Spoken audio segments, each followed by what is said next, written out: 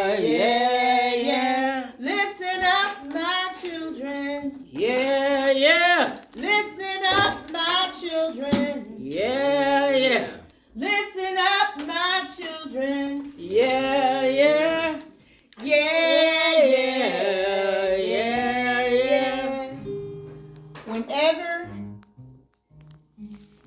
sisters or brothers from the National Association of Black Storytellers tell stories, we always do Mama Linda's cry, and that is hers.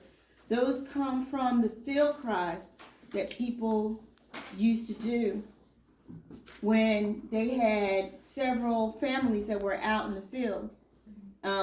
My family in North Kakalaki are the Joneses.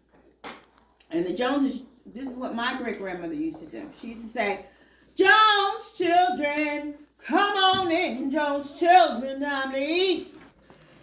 She would only do it 3 times. If you didn't start coming in by the 3rd time, guess what? By the time you got to the table, you may not have no food. There were 16 of them. And that didn't count Mama and Daddy and some of the uncles and aunts that would come out because they were sharecroppers.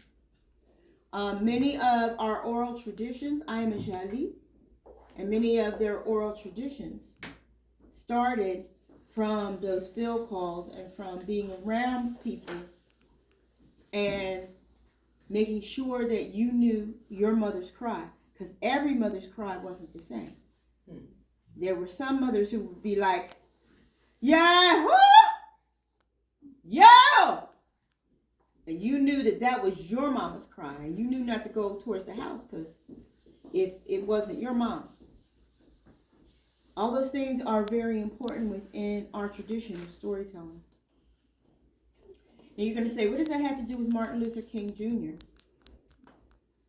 There is a saying that the reason why the hunter is always the hero in the story is because the lion doesn't get to speak. We have to tell our own stories, and telling our stories is important because once you get our stories wrong, we get the narratives that we hear today about people of color.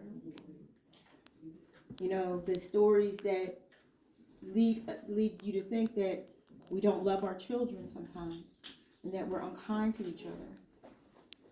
If you don't know the whole story, then you don't know why things happen and what goes on. You only see the things that are presented before you. Ashe? Ashe means I agree. Ashe? Ashe. I am going to tell you a story about Martin Luther King Jr., but not just any story. I'm going to tell you a story that I saw unfold about Martin Luther King Jr.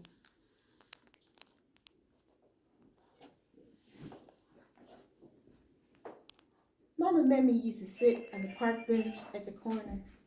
She would sit there and wait for her little grandchild to get out of school. Eloise, bring yourself on here, boo. I'm coming. Grandma, guess what? Martin Luther King Jr. has his own holiday. They taught us in school today. I know, sweetie. I was sitting here thinking about that myself. Grandma, can I ask a question? Sure, baby. You can ask me anything. Who's Martin Luther King Jr. and why they give him a holiday? Miss Patsy smiled, and she sat back and she picked up her grandchild and sat her up on her knee, and she said, baby, do you remember when I told you about the civil rights movement? Yeah, you said that little kids marched around the courthouse and they put water hoses on them and stuff and tried to keep them from marching for people's rights. That's right, I did tell you that. But Martin Luther King Jr. was one of those leaders. In fact, Martin Luther King was a lot of things. He was a daddy. He had 4 children. When he did his famous speech, I Have a Dream, he said that he had a dream that his 4 little children would live in a nation where they would be judged not by the color of their skin, but by the content of their character. What does that mean, Grandma? It means when you walk down the street, they wanted people to say, look at that nice child walking down there. Instead of saying, oh, that's a black child, they must be trying to rob us or do something wrong. Don't they do that anyway? No, baby. And that's why we have to tell our children stories. And that's why Martin Luther King did all that marching and organizing. You know, Martin Luther King was also a prisoner. He went to jail just like Uncle Bobby did. He was still in a car? No. That's not why he went. Because everybody that goes to jail, sweetheart, doesn't go because they're doing something wrong.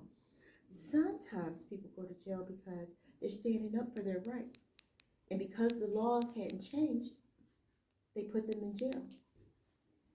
So when he went to jail, he wrote a famous letter that once it was sent out and everybody heard it, they wanted to stand up too. That's called Letter from the Birmingham Jail. When you get a little bit older, you can read it too. Wow. What else did he do, Grandma? Well, he got all these people to come to Washington. Remember that speech I told you that he said? People were all out in front of the Capitol building. It was miles and miles of people just to hear him speak. Wow. You think that I could get people to do that? I think one day, baby. I do believe that. Martin Luther King was a minister. Oh, like Grandpa. Yep. Martin Luther King was a minister, and he was also somebody who was killed because he spoke out. They killed him? Yes, baby. They killed him. He was getting ready to make a speech, but before he did, people had said he had gotten threats. People were going to hurt him. And he did a speech the day before, and he said that he was going to the mountaintop. The mountaintop meant where everything was going to be the way it was supposed to be. And he said that he might not get there with us, but he'd seen the mountaintop. But Grandma, if he didn't get there, how did he know? Because when you're doing the right thing, sweetheart, your heart tells you. Wow, he is special, right? Right. Is that why we're having a day for him? Yeah, people worked really hard to have a day for him. That's why on the day that he was born, we want to celebrate and take pause and remember that we're living in a country that's wonderful because of people like him. Wow. I can't wait. How are we going to celebrate, Grandma? Well, I decided first we're going to go to church, baby.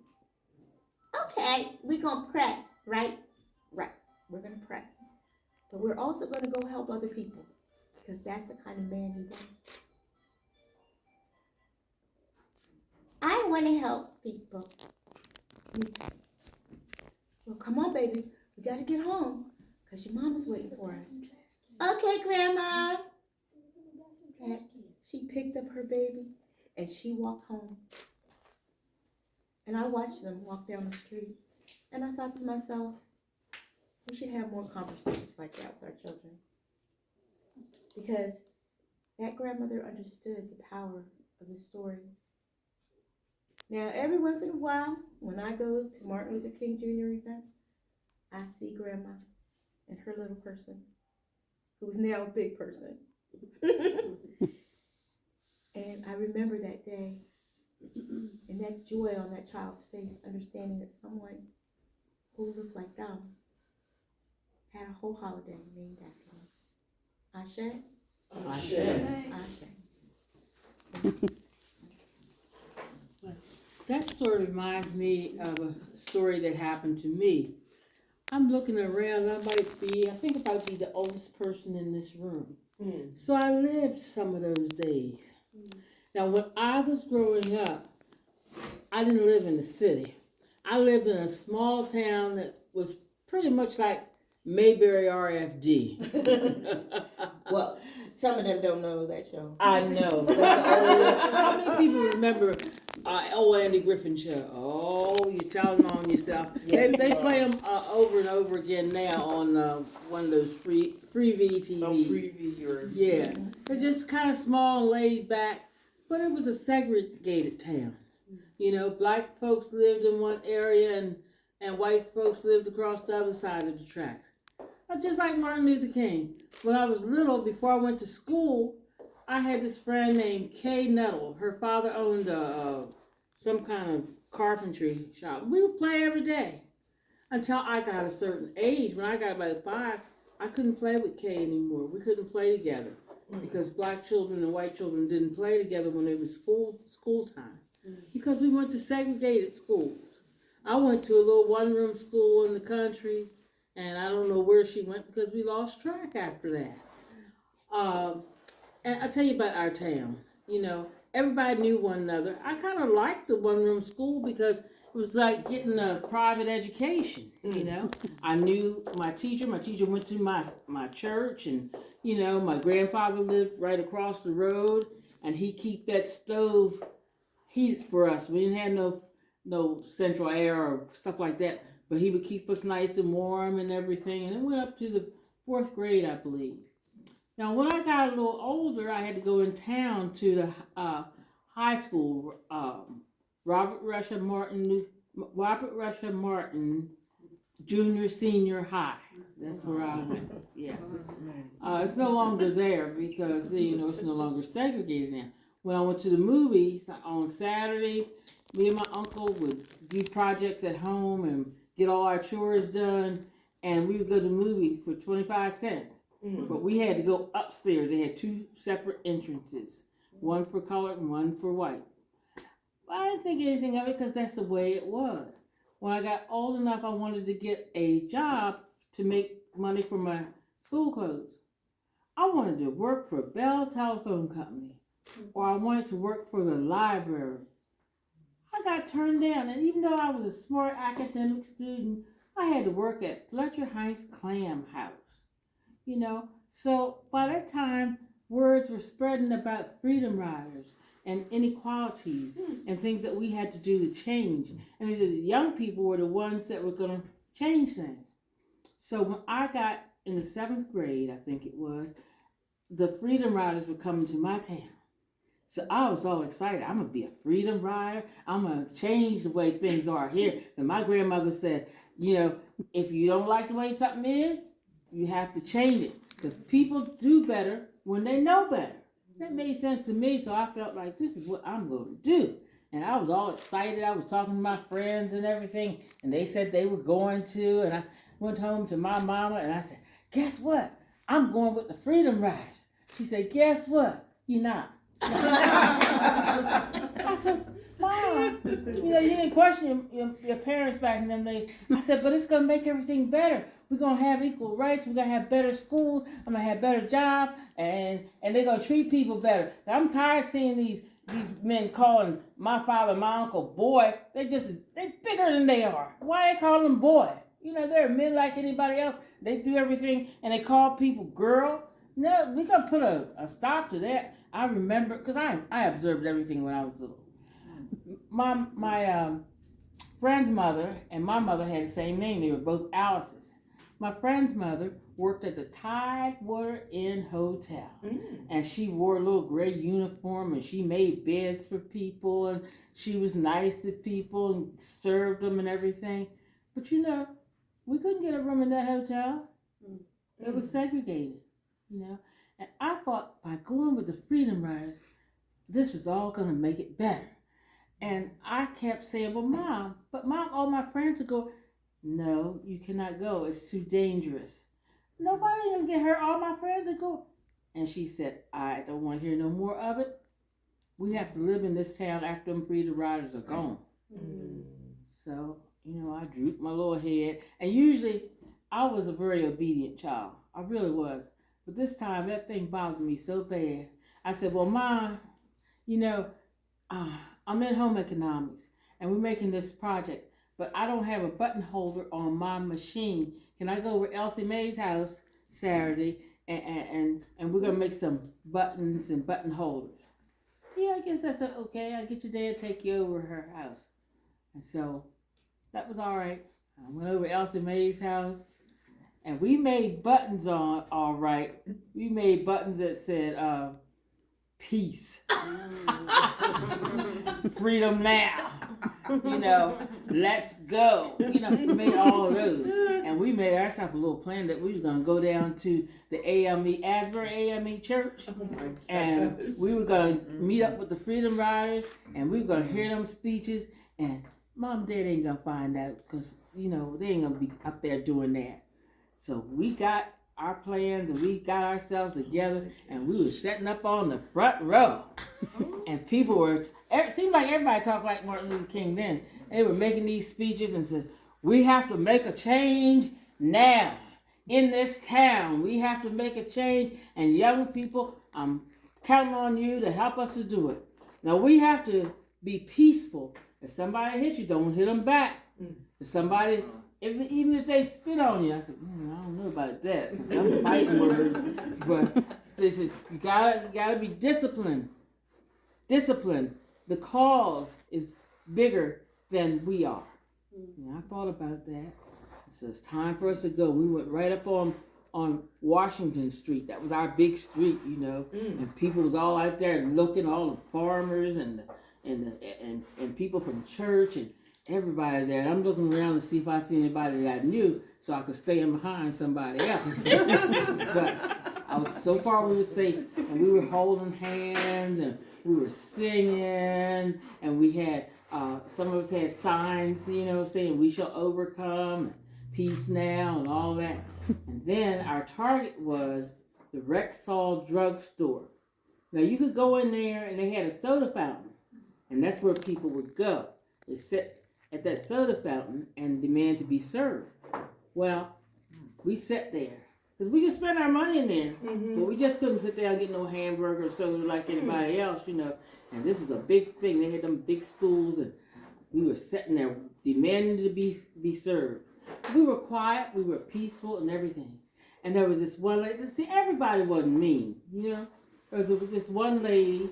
She had gray hair, and she was like all fray all the time. She said, yeah, y'all sit right there. Be like a tree planted by the waters. And you just sit there, children, just sit there. And so we did, And then we started singing, we shall overcome. We shall overcome. We shall overcome someday. Oh, if in your heart you do believe, we shall overcome someday. Now they knew we weren't going to move, and they were losing other customers. We had all time in the world. And so finally they came over and they started serving us. They didn't like it, but they actually started serving us. And we thought, oh, victory, we got victory, And so we moved on out, We got back on that Freedom Bus and went down Route 50. Now, that's called, it's on the way to Rehoboth Beach now, Route 50. And it used to be like truck stops and little restaurants there. Now, my cousin worked at the H&G restaurant. They were known for their hot rolls and their crab cakes. Oh, I love some crab cakes. Wow. They cost you an arm and a leg now, but the Eastern Shore of Maryland, the town was Easton. It's a peninsula, and everybody makes their living on crabbing and oyster fishes and stuff like that. Because I worked in a clam factory, remember? So I'm sitting there, and I knew what I was going to get. I was going to get me a crab cake. And I set up on this little stool that, the ones, the little ribbons that turn around and everything. And we had gotten that one victory. I knew we were going to We on our way. Mom know what she talking about. We gonna change this here town. Even my friend Eddie Green, who was Mother Almighty, tongue everlasting, he was quiet. And he was sitting there. My friend Murphy Francis and Elsie May and my best friend Mary Green, we was all there. We just knew I looked up and it seemed like this man dropped out of nowhere. He was big, he had dirty hair, he had rotten teeth, and he was fat, and he was coming right toward me. Well, I used to weigh about 98 pounds soaking wet, if that. He came over, grabbed my little frail body, and threw me out on the gravel. And there was some more of them. They threw us out, and we couldn't move. I'm laying there, legs bleeding and everything. And what's that all about? We ain't got but one black police in this town. Where's Officer Downs now? His name was Ely Downs because he was a friend of my father. And I'm laying there looking around for Mr. Ely. Well, the police came, but it wasn't no Mr. Ely.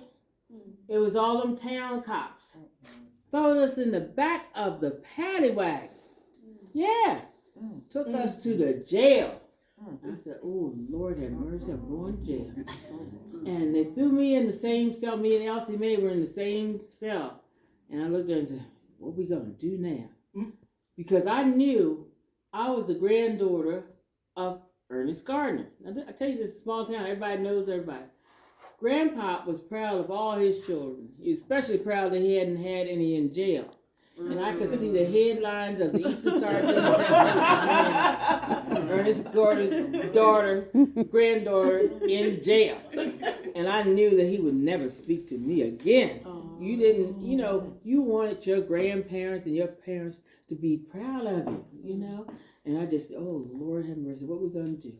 But, I didn't get too scared because what kept our spirits up was in all the other cells.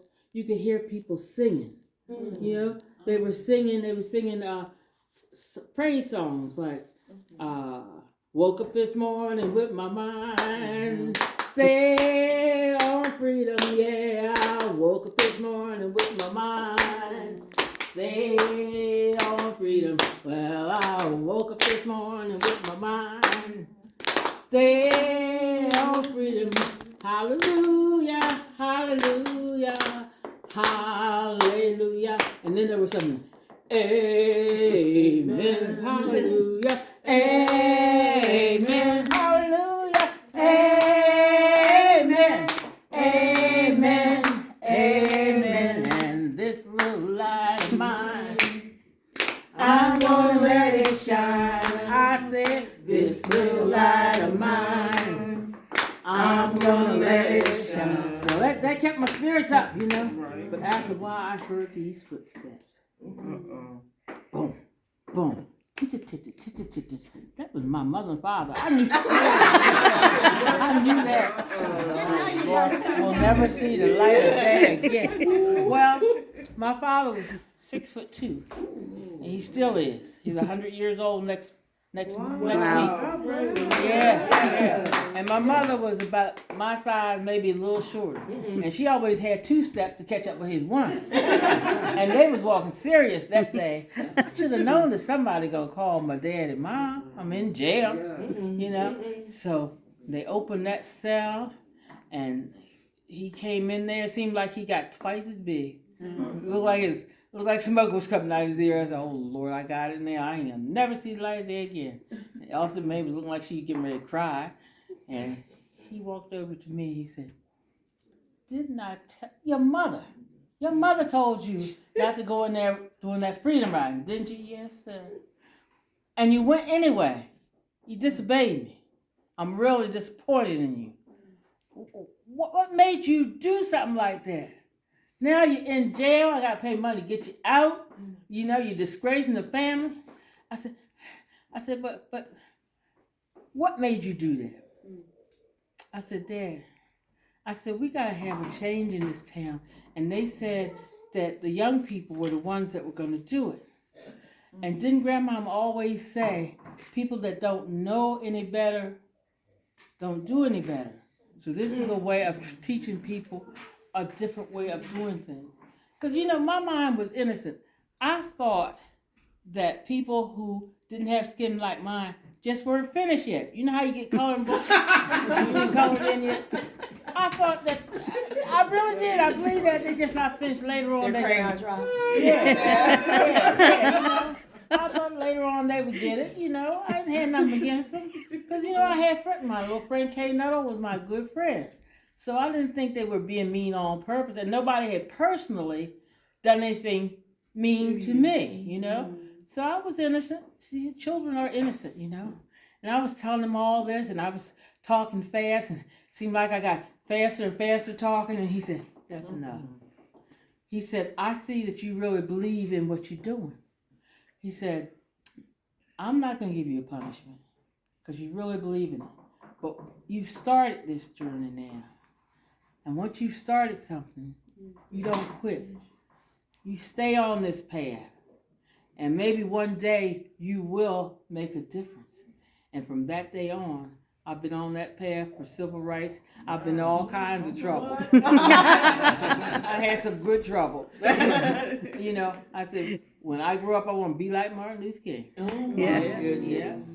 When I grow up, I want to be like Martin Luther King. Oh, when I grow up, I want to be like Martin Luther King. I want to walk like Martin. I want to talk like Martin. I want to act like Martin. I want to be like Martin Luther King. Oh my gosh.